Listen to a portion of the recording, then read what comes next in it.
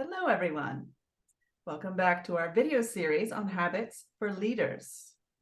Today, we want to talk about a topic that is challenging for a lot of us, time management. So this is probably a familiar topic for every one of us because there's so much that has to be done.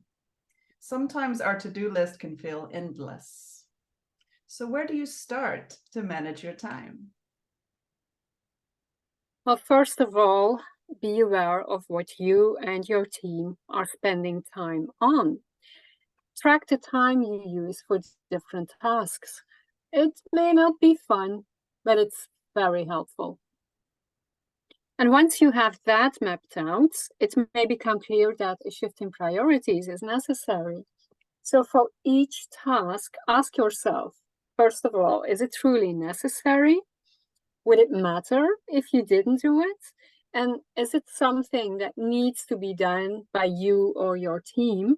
Or maybe you maybe already be overcommitted. So what can you eliminate or outsource?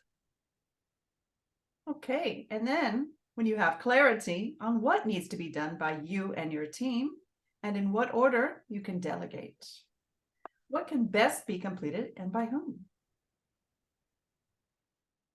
And planning alone is not enough. Follow-up is necessary as well. So check in regularly, see how things are going, if they need support, and ask for support in case you need it. It is a two-way street. And this can be done informally or in meetings. And yes, meetings, for most of us, they are part of the job. A lot can be said about meetings, but here are some very short tips to make them more effective. Have a clear agenda, start on time with a maximum delay of 5 minutes, for example. No distractions, put the phones away, etc. And you've heard all these things before, but have you actually started doing them? Because it does work. And some other suggestions for ongoing time management. What is really helpful is have a weekly planning session where you look ahead at your calendar and see what tasks can reasonably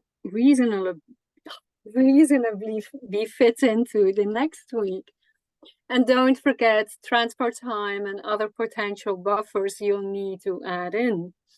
And have a look at the past week. What took more time than expected and what went quicker? This will help you to schedule more realistically. Right, it's really worth the investment of time to do those things. You can also schedule in a block of time for unexpected stuff that will come up. You don't know what that will be, but something will come up. Emergencies happen. So figure out an amount of time that you should schedule every week for this by looking back at your tracking. And lastly, batch your tasks, right? Similar tasks can go together to the extent possible, and this will minimize switching between different kinds of things. And, something not to forget as well is taking care of yourself. A small break can do wonders. So find out what helps you to get focused. So a lot more could be said about this topic. We do realize this, but these tips will get you far if you apply them consistently. So let us know in the comments which ideas resonate most with you. And thanks for tuning in. See you next time. Bye. Bye-bye.